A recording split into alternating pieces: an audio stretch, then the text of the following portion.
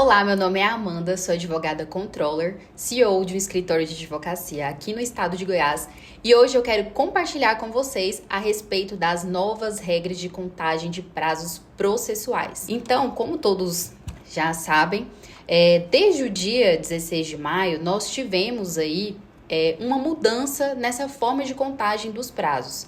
Aí você deve estar se perguntando, Amanda, como que eu vou fazer agora para contar os prazos? Então, eu trouxe aqui para vocês um material bem bacana para que você possa compreender de uma vez por todas como você vai entender e interpretar essas comunicações, tanto no DGEM quanto também no DJI. Eu quero que vocês entendam quais são as plataformas existentes, principalmente em relação à nomenclatura, porque nós temos DJE estadual e DJE nacional. Então, muitas das pessoas podem, confundir um pouco a respeito dessas publicações, de como elas estavam sendo recebidas antes e como elas estão sendo gerenciadas hoje. Então, para título de informação, o DGEM, ele é o Diário de Justiça Eletrônico Nacional, utilizado para publicações oficiais. Não exige notificação pessoal e é obrigatório desde maio de 2024.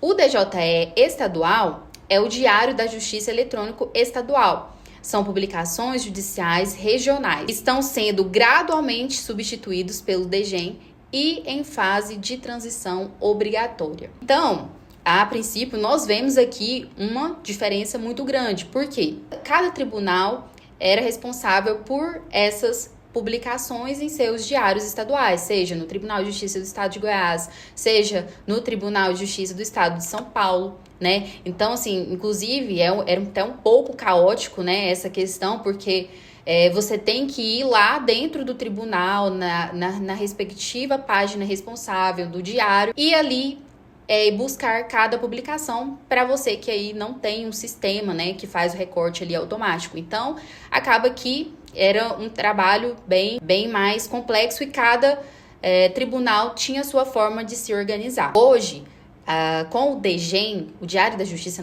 Nacional, elas se concentram tudo em uma plataforma. Então, eu não preciso ir lá no Tribunal de Justiça do Estado de São Paulo ou no Diário de Justiça do Estado de Goiás para poder buscar essas publicações. Isso hoje se concentra em um mesmo local que se chama DGEM. Então, o DGEM é onde você tem que ter a maior atenção aí para recebimento dessas publicações. E até surgem dúvidas, nossa, então não vai mais publicar no Tribunal de Justiça Estadual?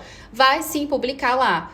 Mas, como está em fase de transição, eu recomendo, inclusive, que você busque tanto no DGEM quanto no Tribunal de Justiça Estadual para que não haja falha, porque como está tendo ainda essa transição, às vezes a gente não está conseguindo localizar, ou às vezes o sistema está com instabilidade, então é importante você buscar ainda em ambos os sistemas para se resguardar, fazer uma dupla checagem ali dos prazos. E agora, vamos falar sobre o domicílio judicial eletrônico, né?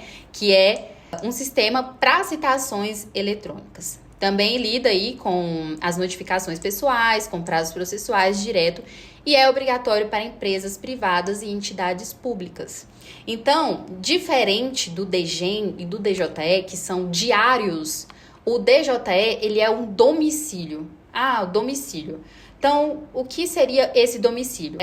Antes, as comunicações eram realizadas todas por AR, né? Correios. Então, entenda que esse DJE é como se fosse uma caixa de correios eletrônico, seja da sua casa, seja da sua empresa, né? Ou das entidades públicas. Então, em vez de eu receber ali uma comunicação por AR, eu vou receber ela eletrônica. Então, onde eu tenho que entrar para receber essa comunicação eletrônica ou citação? No DJE. Então, ele é uma plataforma que a empresa faz ali o seu cadastro, ela tem que ter algumas pessoas responsáveis ali para recebimento das comunicações, seja como administrador, ou preposto ou gestor de cadastro, para poder ter ali os filtros e as formas de diferentes acessos para poder liberar ali, seja para o advogado ou seja para uma pessoa responsável da empresa, tá recebendo as citações ou comunicações em geral.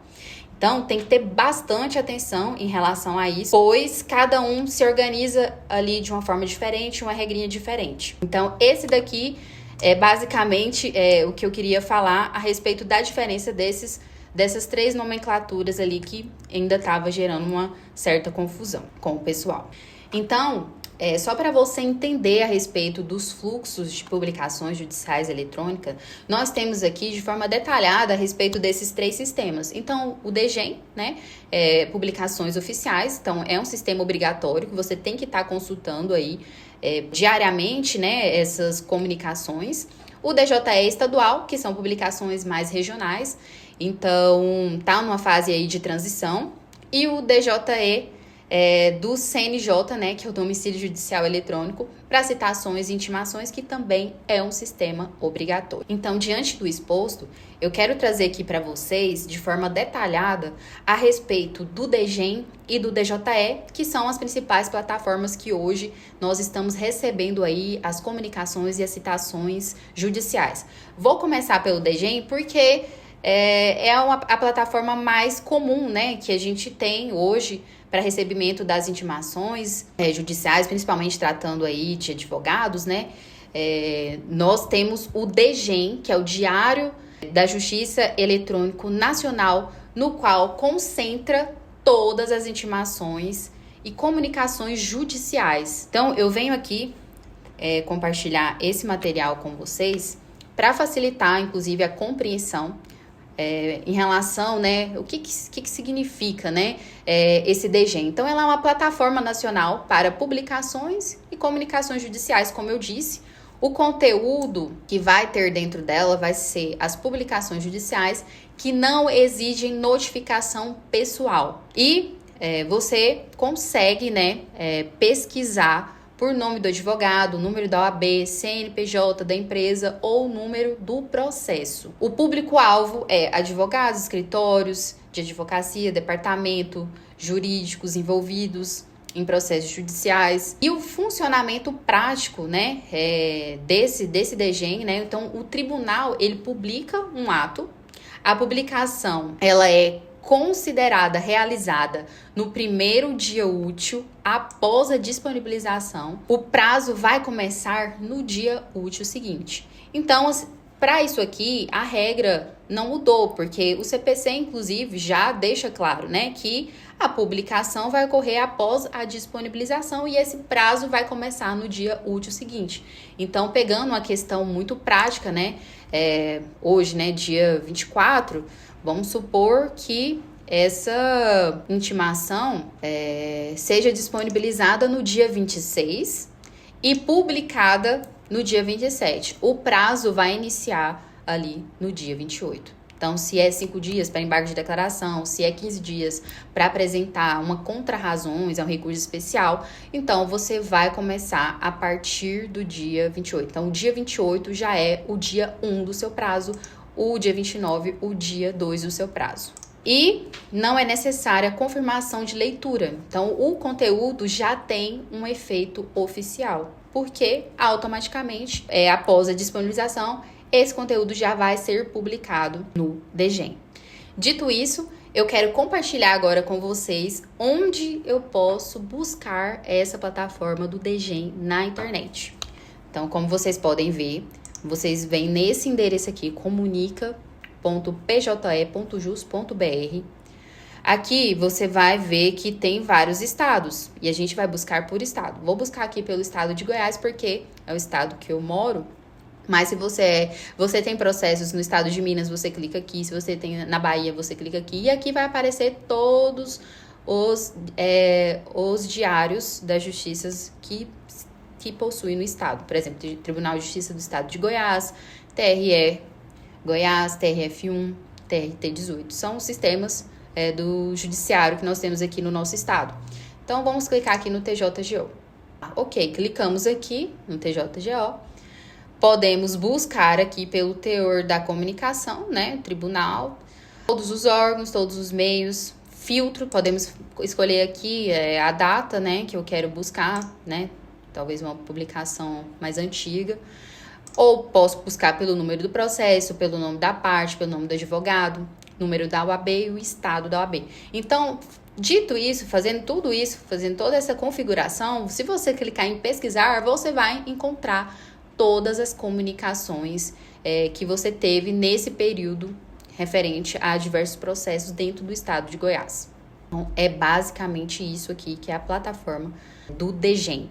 E, só para esclarecer, tem muitos sistemas que já fazem esse recorte automático. Então, muitas das vezes, você não precisa entrar aqui em cada estado e buscar ali pelo número do OAB. Às vezes, você que tem poucos processos, pode facilitar, não tem mais um custo a mais aí para contratar uma plataforma para puxar, essas publicações.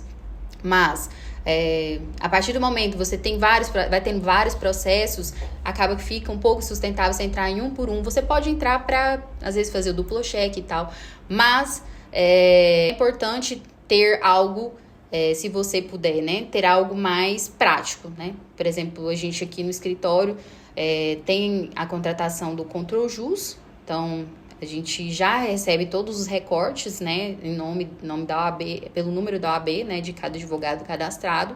E a partir dali a gente vai entrando em cada um dos tribunais e vai conferindo cada uma dessas publicações. Então, a gente também recebe essas comunicações por e-mail. Então, assim, são várias formas de recebimento dessas comunicações e que você pode estar utilizando da melhor forma aí para se organizar. Então, pode utilizar o sistema pago para facilitar ali, já lançar tudo, porque ali vai puxar, esse sistema pago puxa todas, de todos os estados de uma vez, então o painel fica bem mais tranquilo ali para a conferência, ou você pode usar o DGEM, que é uma plataforma gratuita, e ir por estado, tribunal por tribunal, para fazer a busca aí dessas intimações, comunicações, publicações, E, além disso, você é importante, também ir em cada um dos tribunais, principalmente para conferir ali os painéis, em cada estado, para facilitar mesmo aí a checagem, às vezes por excesso de zelo também, porque, como eu disse, tem alguns sistemas que têm falhas, Então, às vezes não puxou no sistema que foi contratado, ou não puxou ali pelo DGEM, mas eu recebi essa comunicação por e-mail, então você vai tentando ali evitar erros quanto a essas comunicações que chegar em diferentes formas. Então, conferindo isso, você tem uma maior segurança, no lançamento desses prazos e assim gerenciar melhor aí as intimações, comunicações do seu escritório. Então, você deve estar pensando, o que mudou em relação ao DGEM, Então, só para simplificar, o DGEM é uma plataforma em que vai unir todas as comunicações e intimações judiciais.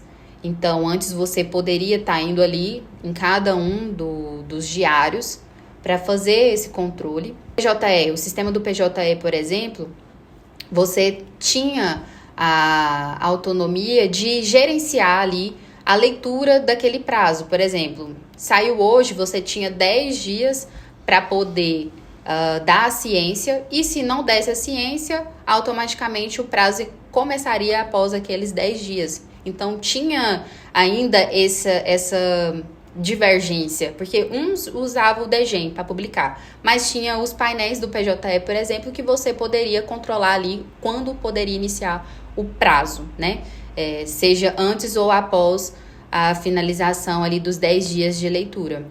Hoje, isso se concentrou tudo na plataforma. Então, por exemplo, Tribunal de Justiça do Estado de São Paulo.